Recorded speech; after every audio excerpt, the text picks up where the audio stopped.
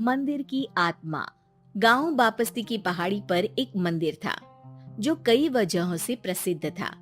बापस्ती के परिवारों में आपसी सौहार्द बना हुआ था। इसकी वजह उस मंदिर को ही बताया जाता है। अरे ओ विमला, ये इस मंदिर की कहानी क्या है रे? अरे ये मंदिर इस गांव के लिए बहुत ही शुभ है।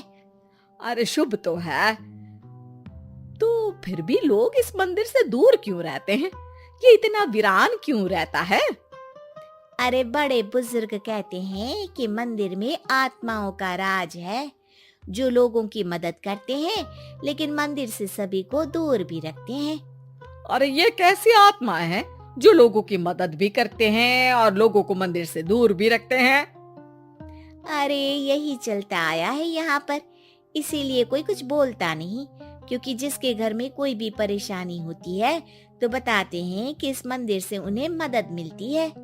अरे वाह, ये तो अच्छी बात है। तभी इस गांव में इतनी खुशहाली दिखती है। तभी बाहर किसी की चीखने चिल्लाने की आवाज आती है। दोनों बाहर निकलती हैं तो देखती हैं कि गांव के एक बुजुर्ग रो रहे हैं, क्योंकि शहर से उन्हें कोई बुरी खबर मिली है। अरे क्या हुआ चच्चा, रो क्यों रहे हो आप? हाँ चाचा, बताओ ना, हुआ क्या? अरे क्या बताऊं बेटे, मेरा बेटा शहर गया हुआ था कमाने, लेकिन आज खबर मिली है कि उसका एक्सीडेंट हो गया। वो अस्पताल में भर्ती है। अरे तो इसमें परेशान होने की क्या बात है चाचा, जाओ शहर और बेटे का इलाज करवाओ। हाँ चाचा, विमला सही कह रही है, आप शहर जाओ और इलाज करवाओ। अरे कैसे इलाज करवाऊं, अभी पैसे नहीं है और शहर के अस्पतालों में इलाज का खर्चा लाखों में आता है। अरे चाचा, भगवान पर भरोसा रखो, कहीं ना कहीं से मदद जरूर मिल जाएगी। बस आज का दिन कैसे भी काट लो। अरे अब तो बेटा थोड़ा समय काटना भी मुश्किल होता जा रहा है। देख कमला, तू ही समझा चाचा को। अरे पैसों का कहीं ना कहीं से इंतजाम तो जरूर हो जाएगा। अरे चच्चा, जब विमला कह रही है तो थोड़ा उस पर भी भरोसा रखो। चलो आपको घर छोड़कर आ जाती हूँ। उसके बाद कमला उन बुजुर्ग को लेकर चली जाती है और विमला मंदिर की ओर चली जाती है। विमला मंदिर की सीढ़ियों पर चढ़ते हुए दूर से नजर आती है। उसके बाद वो आंखों से ओझल हो जाती है। उसी रात उस बुजुर्ग के घर के बाहर एक थैला रखा हुआ मिला। बुजुर्ग उस थैले को देखते ही चौंक पड़ा, क्योंकि उसमें 5 लाख रुपए रखे हुए थे।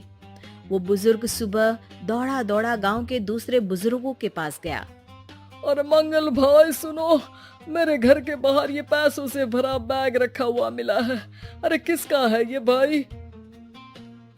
अरे भैया, मुझे क्या पता। तभी उधर से कमला और विमला निकलती हैं। अरे बेटा सुन तो, देख ये क्या रखा हुआ था मेरे घर के सामने। कमला और विमला हैरानी से देखती हैं। अरे वाह, देख विमला, तूने कहा था ना कि कोई ना कोई मदद जरूर करेगा। अरे भगवान सबकी मदद करते हैं, ये पैसों की मदद भी भगवान ने ही भेजी है। और क्या, अब चच्चा सोच क्या रहे हो, शहर जाओ और बेटे का इलाज करवाओ। ठीक है बेटियों, जो तुम कहो। चलो निकलता हूँ शहर बेटे का इलाज करवाने के लिए। अरे विमला, एक बात तो बता, ये इन्हें मिले तो कैसे मिले पैसे? अरे मैं ना कहती थी कि ये मंदिर सबकी मुसीबतों में मदद भेजता है। अरे वाकई बड़ी पुण्य आत्मा है मंदिर में। सो तो है, लेकिन उनके बारे में लोगों को कम ही पता है।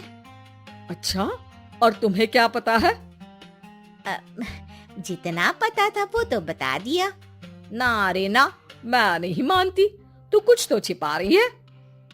अरे कुछ ना छिपा रही, जो पता था वो बता दिया। मंदिर से लोगों को मदद मिलती है, बस इतना ही पता है। ठीक है बाबा, अब नहीं पूछूंगी। इसके बाद उसी रात कमला चुपचाप अपने कमरे से निकलती है और मंदिर की ओर चल पड़ती है।